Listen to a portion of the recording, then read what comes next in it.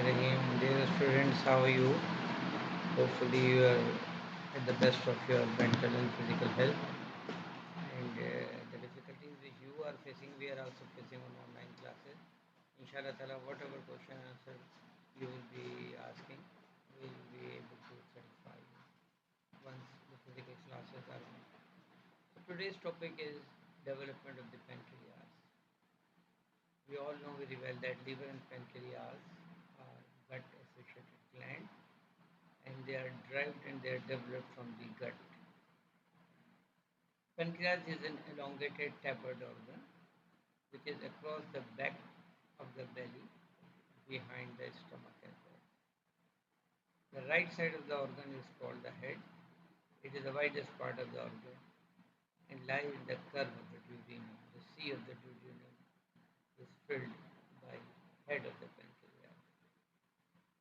While the tapered left side slightly upward and is called body which terminate near the spleen as the end part of the pancreas, that is tail of the pancreas. It is one of the symbolic compound gland that is containing both endocrine and exocrine component. The other compound glands are obviously the liver, the gonads, that is ovary in female and testes in male, and kidneys. They are producing hormones as well as excretion, which is urine. Hormones are renin, angiotensin. Now, the exocrine portion of the pancreas secretes enzymes. These are secreted into a network of the ducts that join the main pancreatic duct, which runs along the whole length of the pancreas and opens into the duodenum in combination with the bile duct. So we have got common pancreatic lymphatic opening. The endocrine component of the glands, which are called islets of Langerhans, secrete very important hormones related to sugar control, insulin, sugar lowering, glucagon, sugar raising hormone. Pancreas develops from two buds, the ventral bud and the dorsal bud, from the gastrointestinal tract. It means it is endodermal in origin. These ducts arise from the junction of foregut and midgut. So it is the distal most part of the foregut and proximal most part of the midgut. So dorsal bud forms the upper part of the head, the neck, the body, and the tail. So bulk of pancreatic tissue is developed from dorsal pancreas. But while the ventral bud forms the lower part of the head and the portion of the pancreas behind the superior mesenteric vessels called uncinate process. So this is a very important knowledge which can be asked both in the Viva as well as MCQ and as well as the OSP, that how much portion of the pancreas is developed from ventral bud and how much portion of the pancreas is developed from the dorsal bud. So the dorsal bud gives rise to bulk of pancreas. It is the upper part of the head, neck, body, and tail, while the ventral bud gives rise to lower part of the head and portion of the pancreatic tissue behind the superior mesenteric vessels called uncinate process. The main pancreatic duct is formed by distal 3/4 of the dorsal bud and proximal 1/4 of the ventral bud. It means in normal condition, majority of the case, there is one pancreatic bud, which is a combination of two buds. It travels into the dorsal bud and then finally, before entering into the duodenum in combination with the bile duct, it travels through the ventral bud. If there is an accessory bud, then it is formed by the proximal one-fourth of the dorsal pancreatic bud. तो dorsal pancreatic bird का अगर proximal portion अलग open up हो रहा है तो accessory bird, otherwise main bird जो है वो इससे चलती हुई वेंट्रल बर्ड के डक्ट से बनती हुई कॉमन डक्ट बनाती हुई निकलेगी. We just look at this. The timing is as such that a 30 days old embryo give rise to a dorsal isolated bud and ventral bud which is just below the hepatic bud. And after the 35 days, we find that the hepatic bud is growing towards the septum transversum, giving rise to a dilatation that is going to form gallbladder, and then first an extrabiliary part, extrahepatic part of the biliary system, and then intrahepatic part of the biliary system. So dorsal pancreatic bud is expanding in the dorsal mesentery, while the ventral pancreatic bud is close to the bile duct and it runs in the ventral mesentery. Initially, ventral bud is very close to the liver, but later on it moves posteriorly around the duodenum and the two buds come to lie one another. Just look at this. When the duodenum rotates, we all know by this time that there is a rotation of the midgut. So, portion of the duodenum below the entry of the pancreatic or duodenal hepatic duct is included in the midgut. ये सब midgut का part. The midgut includes lower half of the second part of duodenum, third and fourth part of the duodenum, duodenum, ileum, cecum, ascending colon, and proximal transverse colon. And of course, an appendage of the cecum, vermius frontix is also midgut. It rotates 270-degree anticlockwise. The rotation of the midgut brings the ventral bud below the dorsal bud. So ultimately, the two buds fuse and they are going to form a single pancreas. Now look at the two duct system. We initially find that ventral bud has got its own ductal communication and dorsal bud has got its own ductal communication. But later on what happens that the two ducts fuse and this portion of the ventral bud which if persists is going to form the accessory pancreatic duct. Otherwise, this duct is going to close and single duct is going to open into the duodenum along with the bile duct. So the bud in the dorsal pancreas now travel into the ventral pancreas and the two ducts unite to form main pancreatic duct.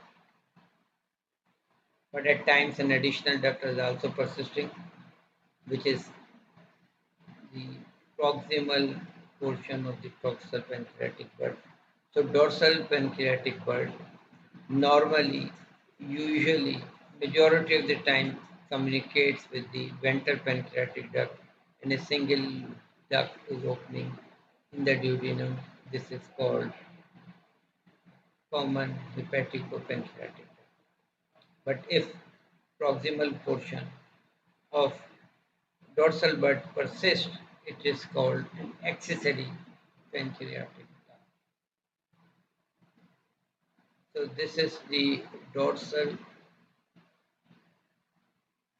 duct of pancreas. This is ventral duct of the pancreas. This dorsal makes a communication with the ventral, and if it is not persisting, then this single duct is able to drain all the secretion of the pancreas. And if it is persisting, then it is called accessory pancreatic duct. This is accessory pancreatic duct. Main pancreatic duct is called duct of Wirsum, and accessory pancreatic duct is usually not present. If it is present, it is called duct of Santorini. So accessory pancreatic duct is the proximal portion of dorsal pancreatic bud. It is, as the name indicating, not present in 100% of the individual. When it is opening into the duodenum, it is opening in the upper part of second half duodenum. It means it is opening in the foregut. While main pancreatic duct opens along with the hepatic duct, and this opening has got a big bulging. This is called major duodenal papilla. Now look at once again. The duct system of the pancreas is as such that we have got bigger dorsal pancreatic bud, so bigger dorsal pancreatic duct. This duct communicates with the ventral duct and ultimately forms the main pancreatic duct. So this is main pancreatic duct. It is called duct of Wilson, Wirsun. And in certain individual, obviously very little number, less than 15%. If it is persisting, this is called duct of Santorini, which is the proximal portion of the dorsal pancreatic duct. In the third month of the fetal life, pancreatic tissue gets separated, isolated, and makes a cluster, and they are forming endocrine secretion. They are producing hormones, and they are called islet of Langerhans. They start functioning in the fifth month, and they secrete insulin, sugar lowering hormones, and glucagon, sugar raising hormones. Insulin and glucagon are sugar lowering and sugar raising hormones. Splanchnic mesoderm surrounding the pancreatic buds forms pancreatic connective tissue. The pancreatic connective tissue stroma is formed by the mesoderm, while the parenchymal cell of both exocrine pancreas as well as islet of Langerhans are developed from endoderm. So look at this embryo. At the fourth month, we have got a dorsal pancreatic bud and ventral bud in close association with the hepatic bud. And later on, in the fifth seed, it progresses. Liver is also progressing, and rotation is taking place. And then they are coming to lie over another. Then a congenital anomaly, annular pancreas.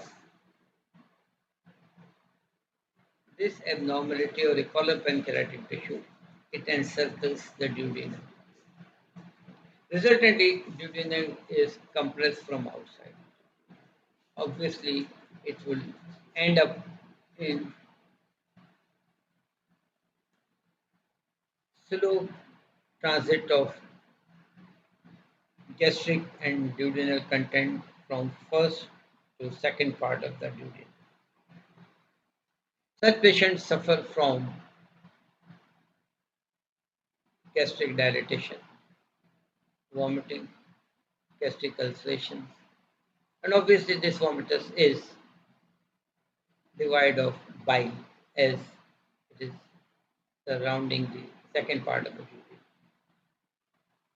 The portion of the pancreas can constrict the duodenum and block or impair the flow of food from proximal to the annular pancreas to the distal part of the duodenum. Ventral pancreas splits and forms a ring around the duodenum. So it is obviously annular pancreas is splitting of the ventral pancreas during rotation in a state of becoming the part of the dorsal pancreas, lower part of the head. It encircles the second part of the duodenum, and this is called annular pancreas. It is one of the most common complication of the development of pancreas. It is serious. It results in partial obstruction. Severe could lead to severe obstruction as well. And obviously it needs surgical treatment depending upon the severity of the disease and the choice at the time of surgery. Bypass is superior to local construction and hernia, which may be complicated with post-operative complications. It may lead to pancreatitis, fistula, or recurrent duodenal stenosis. So this annular pancreas may lead to bifid ventral pancreatic bud. Two lobes of the right and left pancreatic bud grow and migrate in opposite direction and form a collar of the pancreatic tissue. It will lead to vomiting, which will start few hours after the birth, and this condition mimics pyloric stenosis. Radiographic abdomen reveals double bubble sign, which separates it from the pyloric stenosis. इसमें हमें दो bubble मिलते हैं, एक stomach में bubble और एक duodenum में bubble. This is differentiating point from pyloric stenosis to annular pancreas. Early surgical intervention is required. The surgical procedure consists of jejunostomy and not cutting the pancreatic collar. Bypass कर दो. Divided pancreas, it occurs when dorsal and the pancreatic ventral pancreatic bud fuse to unite. Resultantly, two separate pancreatic opening is there, and we all know that dorsal pancreas is bigger, forming upper part of the head, neck, and tail. So in this case, we don't find as such head and neck and body or tail is formed. Rather than we find that two separate pancreatic buds are opening over here. Duct दो नहीं है, पूरे pancreas ही दो अलग अलग होंगे.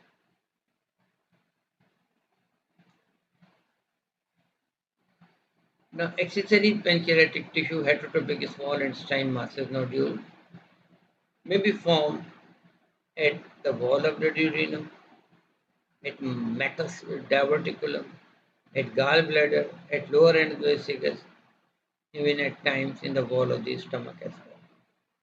We all know very well that pancreas contains proteolytic enzymes, peptidases. So when this accessory pancreatic tissue is present in the aberrant sites, they may lead to their own proteolytic activity and complications are there. Inversion of the pancreatic duct. In this condition, the main pancreatic duct is formed by dorsal pancreatic duct and opens into the minor papilla. It drains most of the pancreatic tissue, and duct of the ventral pancreatic duct is poorly developed and opens into the major papilla. So this is reversal of the duct system. Again, it is a congenital anomaly. Then diagnosis to find out the obstruction or problem or growth in the pancreatic duct system or in the pancreas can be made by simple ultrasound, MRI, or endoscopic retrograde cholangiopancreatography, which is also called ERCP. ERCP में क्या होता है बच्चों कि एक endoscope डाला गया जो स्टमक को क्रॉस करेगा, ड्यूडेनम में जाएगा और यहाँ आके डाई छोड़ देगा. इससे हम स्टोन भी रिट्रीव कर सकते हैं और अगर यहाँ पे कोई ग्रोथ हो तो उस टिश्यू की बायोप्सी लेके उसको डायग्नोसिस के लिए भी यूज़ करते हैं. स्ट्रक्चर हो तो स्ट्रक्चरॉटमी करके थेरापेटिक भी होगा. तो दिस इज कॉल्ड एंडोस्कोपिक. ये हमारा एंडोस्कोप आया, यहाँ से गया, इसने स्टोन को भी रिट्रीव कर लिया, यहाँ अगर स्ट्रक्चर है उसको डायलेट भी कर लिया और अगर कोई ग्रोथ होती है तो उसकी biopsy भी ले सकते हैं. This procedure is called ERCP, endoscopic retrograde cholangiopancreatography. Now there are certain MCQs.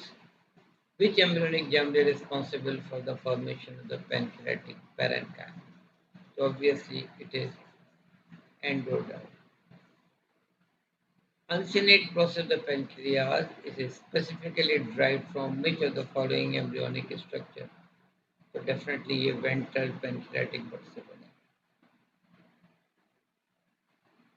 During the rotation of the duodenum, how does the ventral pancreatic valve move to reach its final position? It moves dorsally to lie immediately below. Ventral पीछे की तरफ जा रही है और dorsal के नीचे और behind आके total pancreas complete हो जाता है और ventral bud forms lower part of the head of the pancreas. Accessory pancreatic duct Santorini is formed from which embryonic component? So it is formed by proximal part of the dorsal pancreas.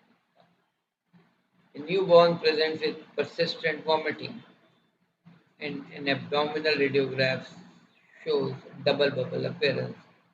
This is very simple and differentiating from animal annular pancreas with pyloric stenosis. At what stage of the development will the pancreatic islet typically being becoming functional, that is, they secrete insulin? The answer is fifth month. So this is all about development of the pancreas and few MCQs. Hopefully you will go through with available books and then read the presentation, make the practice tests again and again. And if there are some certain questions answered, obviously we are always available in the offices and whenever the physical classes are. Goodbye and Allah Hafiz.